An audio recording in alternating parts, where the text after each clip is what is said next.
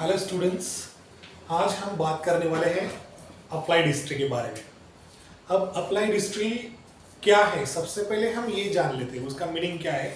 वो हमें जानना बहुत जरूरी है क्योंकि चैप्टर का नाम ही है हिस्ट्री। जैसे हिस्ट्री का मतलब तो सब जानते हैं। हिस्ट्री मतलब क्या है? द पास्ट इवेंट्स, मतलब जो भी इवेंट्स हमारे पास्ट में हो चुके उनको हम हिस्ट्री बोलते हैं। ठीक है, मतलब जो भी भूतकाल में हो गया है, जो सिचुएशन थी, जो कंडीशन थी, जो भी कुछ इवेंट्स है वो हो गया है, उसको मतलब उसका स्टडी करने वाला जो साइंस होता है उसको हम हिस्ट्री बोलते हैं। ये हमें तो सब कुछ पता है और हिस्ट्री के हिस्ट्री के 3 प्रकार ये भी हमें पता है। जैसे कि आपको पता है कि एंशिएंट हिस्ट्री, उसके बाद मीडियल हिस्ट्री और मॉडर्न हिस्ट्री है। ओके, तो इसमें आप और एक हिस्ट्री ऐड कर लीजिए, वो है अप्लाइड हिस्ट्री। अप्लाइड हिस्ट्री मतलब क्या?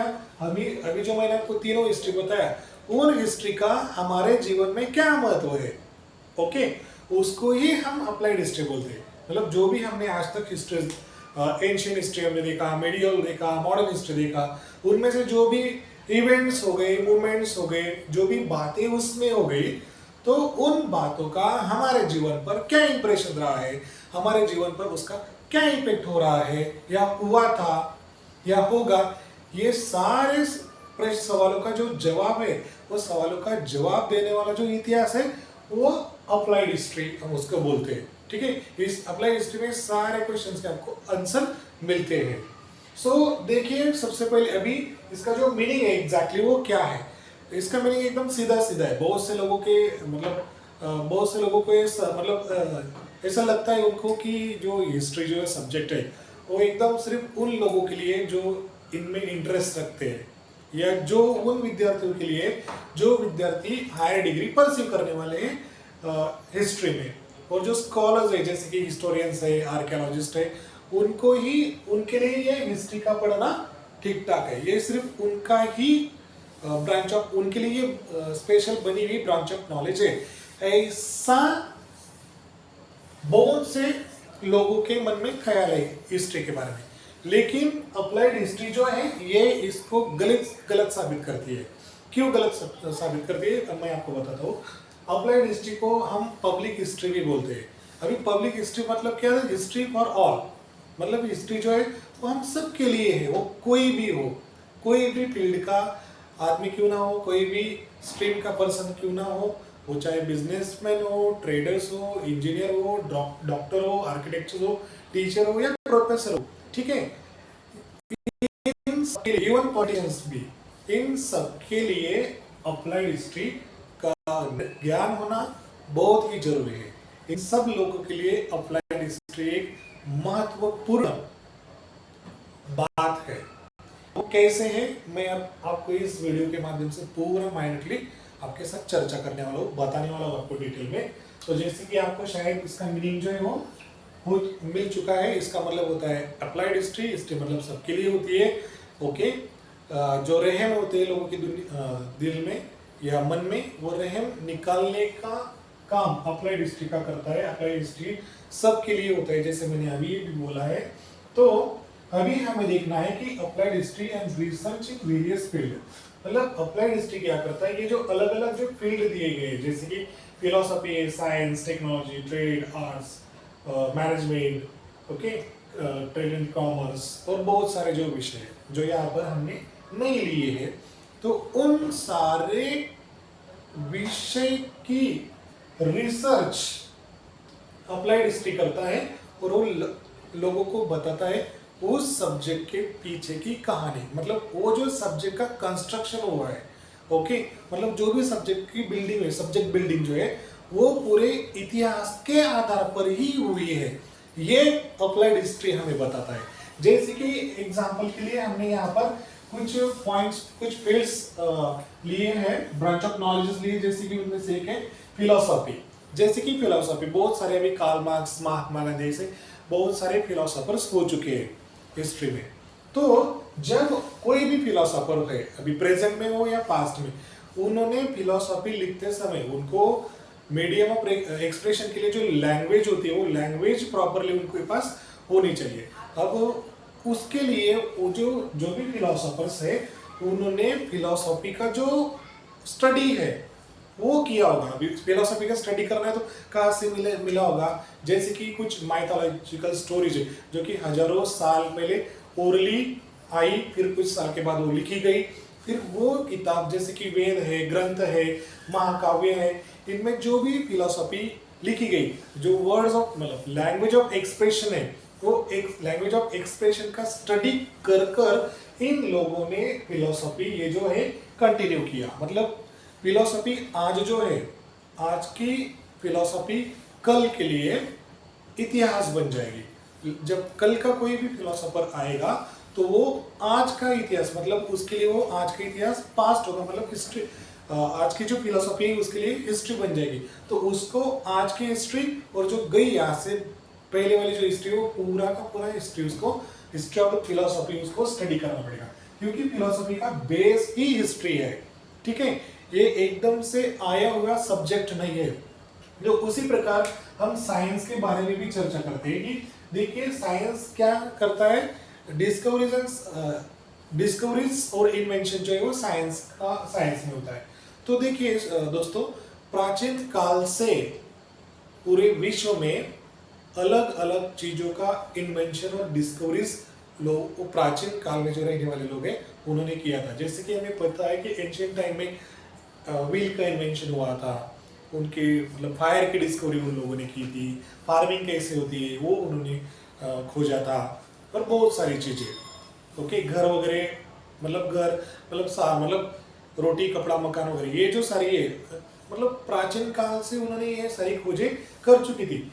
लेकिन हुआ क्या, अभी लोगों का जैसे जैसे समय बीतता गया वैसे वैसे लोगों की जो डिमांड्स है, नीड्स है, वो बढ़ती गई। बोलते नहीं क्या, need is the mother of invention. तो need is the mother of invention, तो उसी हिसाब से साइंस ने ग्रो किया। अब साइंस ने ग्रो किया मतलब क्या, कि साइंस को पता था कि बहुत सारे इन्वेंशन डिस्कवरीज हो गई। अभी कुछ साइंटिस्ट ने, प्रेजेंट के जो साइंटिस्ट है, उन्होंने उसमें और एडवांस करना चालू कर दिया। ओके, उन्होंने उसी पर मतलब उन्हीं चीज़ों को ध्यान में रखते हुए उन्होंने रिसर्च चालू किए और बहुत सारी अलग अलग डिस्कवरीज जो है, इन्वेंशन है, वो बनाए। और वो क्यों हुए, क्योंकि हमारी नीड्स बढ़ी। जैसे हमारी नीड्स बनी उसी प्रकार साइंस ने अपना इन्वेंशन और डिस्कवरी पर ज़्यादा से ज़्यादा फोकस कर लिया। तो ये है अप्लाइड हिस्ट्री। मतलब applied history is also applicable for the subject science. मतलब अप्लाइड का मतलब है एप्लीकेशंस, मतलब कौन से विषय में अप्लाइड हिस्ट्री के एप्लीकेशंस क्या है, ये हमें जानना जरूरी। अगर आप साइंस के भी स्टूडेंट्स हैं, समझो आपको भविष्य में साइंस स्ट्रीम चूज करनी है, तो आपको हिस्ट्री ही स्टडी करना है। लेकिन कौन सी history? History regarding to the science. Science से रिलेटेड जो हिस्ट्री है वो आपको माइंडेडली स्टडी करना पड़ेगा। उसके बाद हम आते हैं टेक्नोलॉजी पर। अभी मैंने आपको बताया कि टेक्नोलॉजी जो है, जैसे व्हील का डिस्कवरी हुई, फिर फायर एटसेट्रा। ओके, अभी फार्मिंग भी, ठीक है, फार्मिंग का भी डिस्कवरी हुआ था। तो फार्मिंग का जो कम्युनिटी प्रोडक्शन जो है वो कैसे इंक्रीज हो, उसके बेस पर टेक्नोलॉजी का भी डेवलपमेंट अच्छी तरह से हुआ।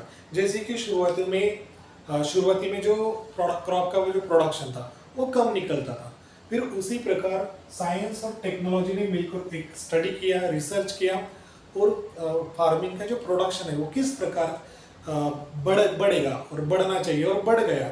ओके, इस पर उन्होंने स्टडी करने के बाद जो कमोडिटी है, अलग अलग कमोडिटी उन्होंने तैयार कर ली, अलग अलग प्रोडक्शन उन्होंने बनाने चालू कर दिए। उसके बाद जो फार्मिंग का जो प्रोडक्शन है वो भी बढ़ गया, और जो व्हील्स है, मल्टीपल व्हील्स यूज कर उन्होंने मशीनरी मतलब मैकेनिज्म, टेक्नोलॉजी ने क्या किया, उसका कन्वर्जन पूरा मैकेनिज्म में कर दिया। ठीक है, मतलब मशीन्स वगैरह बना लिए। अब ये मशीन्स जैसे कि मान लो ब्रिटिश जो है हमारे इंडिया में आए 16 सेंचुरी को। ओके, उसके बाद उन्होंने 18 सेंचुरी में 1853 में हमारे इंडिया में रेलवे चालू कर दी।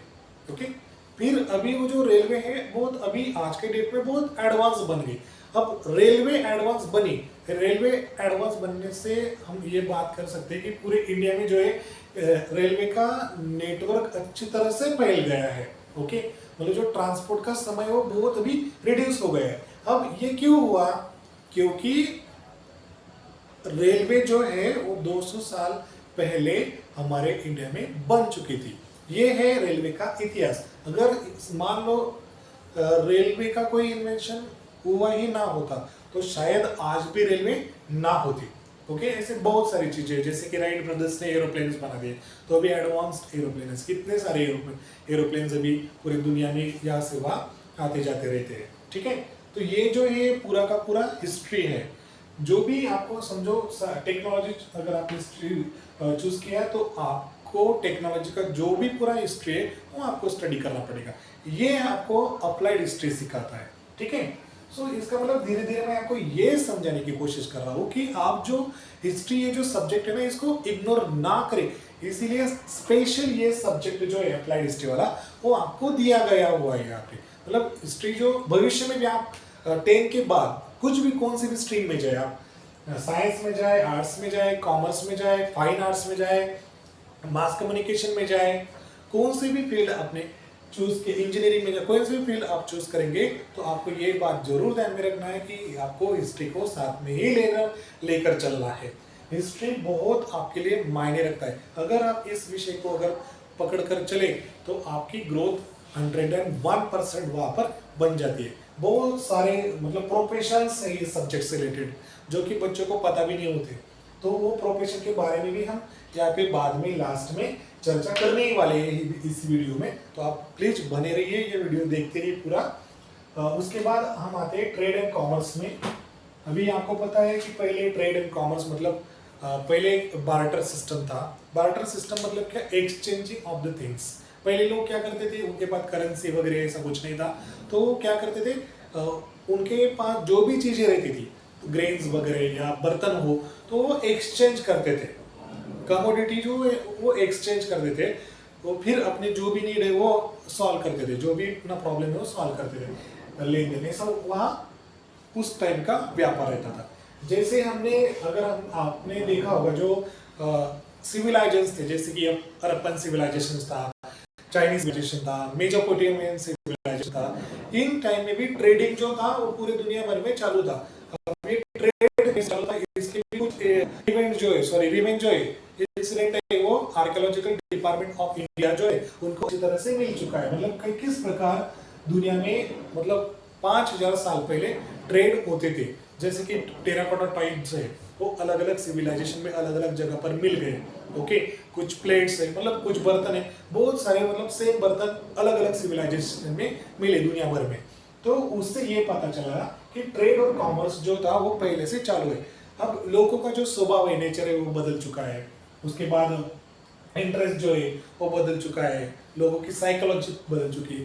तो one should how to study the psychology of the human behaviour.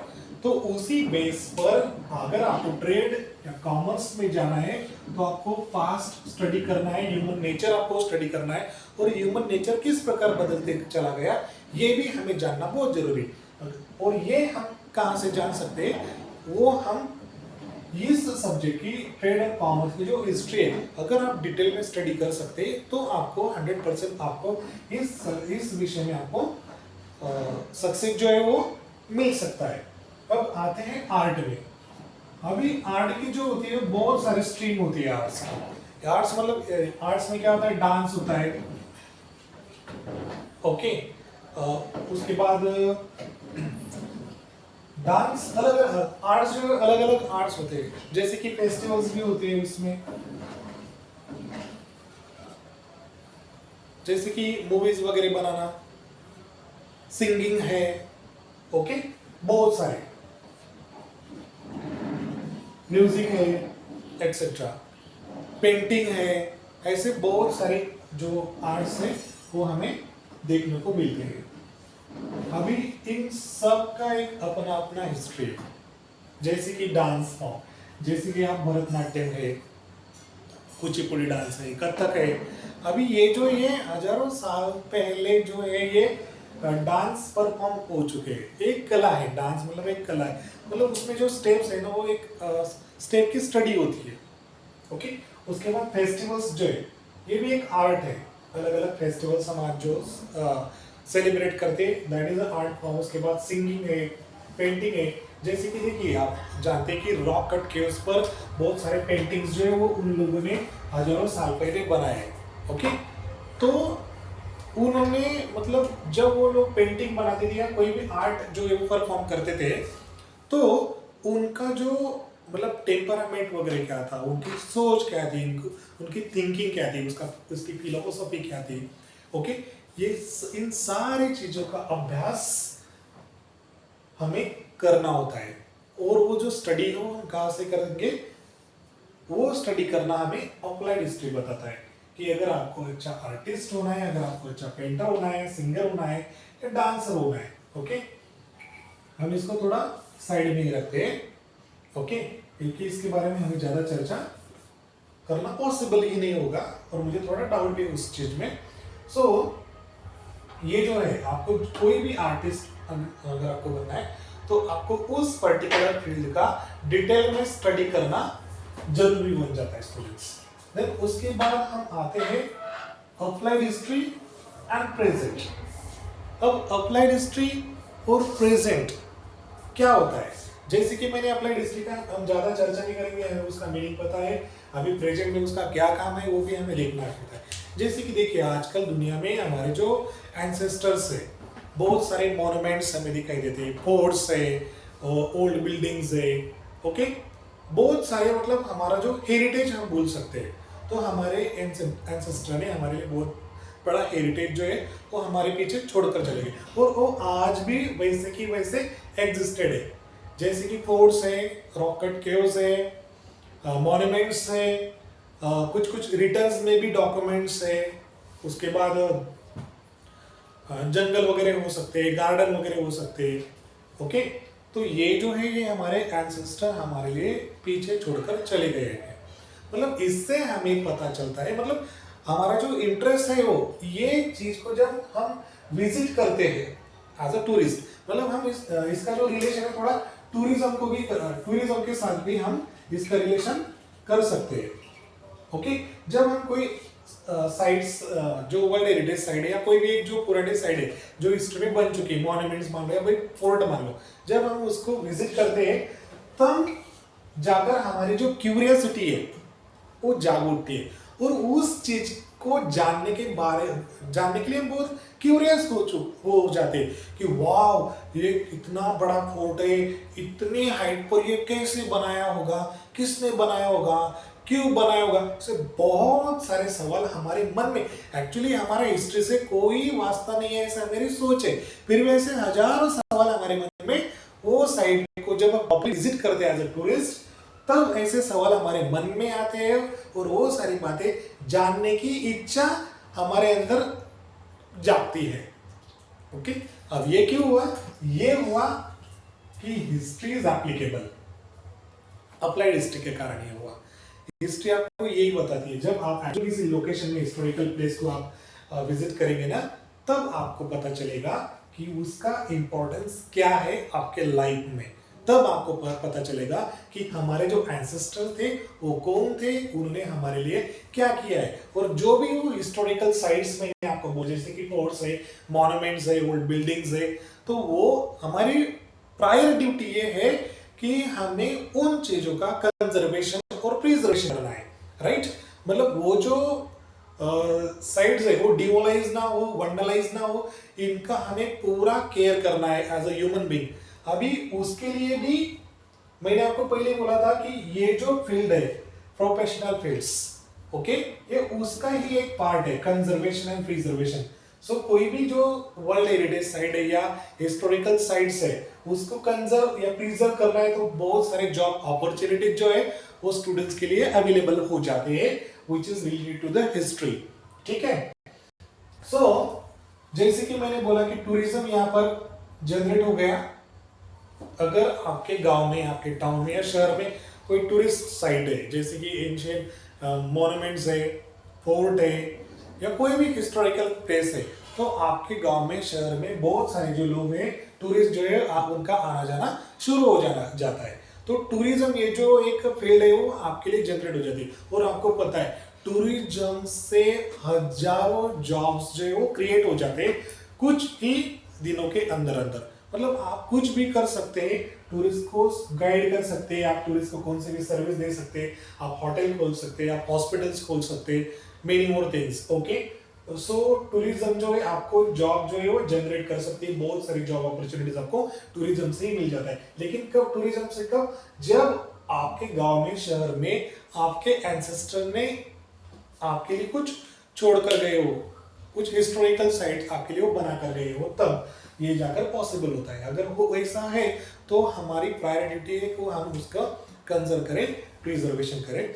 और वो कंजर्वेशन और प्रिजर्वेशन करने के लिए ऐसा कोई भी नहीं कर सकता है, तो उसके लिए स्पेशलिस्ट होना भी जरूरी है। अब वो स्पेशलिस्ट कहाँ से मिलेगा? मैंने आपको पहले ही बोला है कि स्पेशलिस्ट, मान लो अगर आपको आर्किटेक्ट बनना है तो आपको हिस्ट्री स्टडी करना पड़ेगा आर्किटेक्ट्स की, जैसे कि मंदिर कैसे बने, फोर्ट कैसे बने, उन्होंने कौन सी टेक्नोलॉजी का इस्तेमाल किया, लाइक दैट। ओके, तो जब आप इस प्रकार के एक आर्किटेक्चर बनेंगे तब जाके आपको यहाँ पे प्रोफेशनल फील्ड में एज अ, जो मैंने भी बोला कि जो हिस्टोरिकल साइट्स है उसका प्रिजर्वेशन करने के लिए, कंजर्वेशन के लिए आपको जॉब अपॉर्चुनिटी वहां पर मिल सकती है। मैनेजमेंट का भी वही सही होता है, जैसे मैंने आपको मैनेजमेंट स्टडी के बारे में भी शायद बताया। ओके, नहीं बताया होगा तो मैं जरूर आपको बताऊंगा, तो उसका ज्यादा नहीं। मैनेजमेंट स्टडी का मतलब होता है कि कोई भी आपको मैनेजमेंट मतलब अगर मान लो आपको एज ए मैनेजर आप कोई कंपनी में सिलेक्टेड हो जाते हैं, चलिए मैनेजमेंट स्टडी के बारे में भी थोड़ा बहुत मैं आपको बता देता हूँ 2 मिनट में। एज ए मैनेजर आप कौन से भी कंपनी में अगर सिलेक्टेड हो जाते हैं तो आपको उस कंपनी में काम करने वाले लोगों की जो टेंडेंसी है वो आपको चेक करनी पड़ेगी।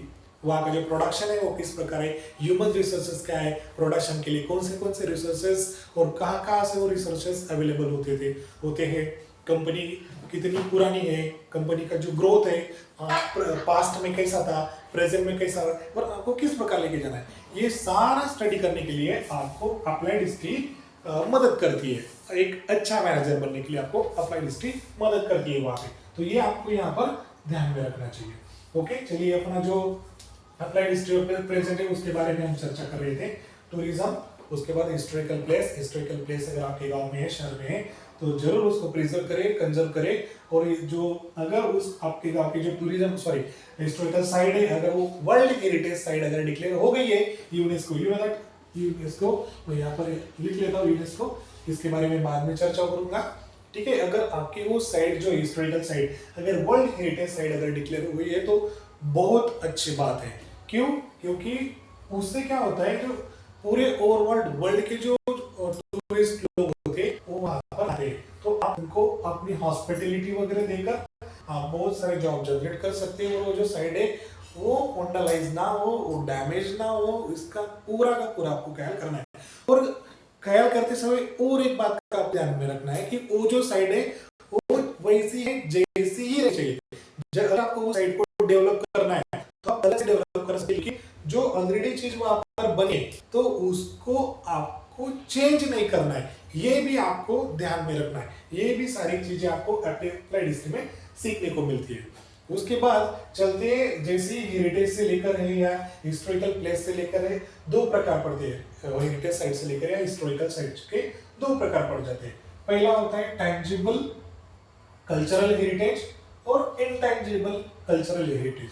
अब टैंजिबल कल्चरल हेरिटेज मतलब क्या, कि जो दिखता है, मतलब जो एक्चुअल है, कंस्ट्रक्टेड है, जैसे कि मान लो फोर्ट है, मॉन्यूमेंट्स है, ओल्ड बिल्डिंग्स है, ओके, या रॉक कट केव्स है, ये टैंजिबल सोर्स के टैंजिबल जो सोर्स ऑफ टैंजिबल हेरिटेज का एक सोर्सेस है ये।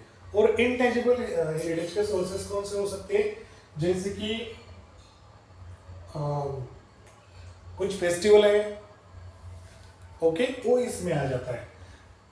ओरल कुछ लैंग्वेज है वो इनटैंजिबल में आता है, मतलब आपका जो ट्रेडिशन है, लैंग्वेज है, आपका कस्टम है, ठीक है, ये सारे के सारी चीजें इंटेंजिबल में आ जाते हैं। ठीक है, ये हमें देखना है। तो हेरिटेज साइट 2 प्रकार की होती है, जैसे कि कल्चरल हेरिटेज, ओके, मतलब ये हमें हमारी संस्कृति को दर्शाने का काम करता है, ये हमें देखना है। ओके, कल्चरल हेरिटेज के बारे में हमें इतना ही यहाँ पर चर्चा करना है। अभी उसके बाद हमें हमारा लास्ट जो है cultural heritage and professional field. Cultural heritage मैंने आपको ऑलरेडी बता दिया, जो हिस्टोरिकल साइट्स है या कोई गार्डन्स है, उसके बाद कोई बहुत बड़ा जंगल है ना, वो सारी की सारी चीजें कल्चरल हेरिटेज में आ जाती है। जो हमारी संस्कृति से रिलेटेड जो भी कोई बात है, हमारी ट्रेडिशंस है ना, कस्टम्स है, ये सारी की सारी चीजें कल्चरल हेरिटेज में इंक्लूड हो जाती है। अभी प्रोफेशनल फील्ड्स के बारे में हम चर्चा कर दें। प्रोफेशनल फील्ड मतलब कोई भी अगर साइट अगर वर्ल्ड हेरिटेज यूनेस्को ने अगर डिक्लेयर कर दिया हो, UNESCO is a branch of United nation.